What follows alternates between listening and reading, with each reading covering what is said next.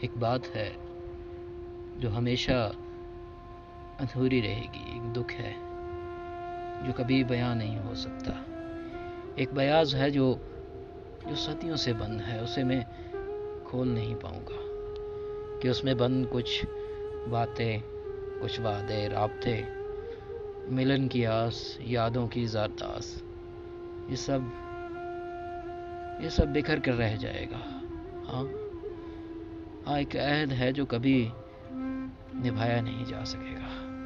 ہاں خود کو خود میں رکھنے کا عہد، خوشیوں کا پابند رہنے کا عہد، سیاہ حاشیہ ہے جو کبھی پار نہیں ہو سکے گا چاہ کر بھی۔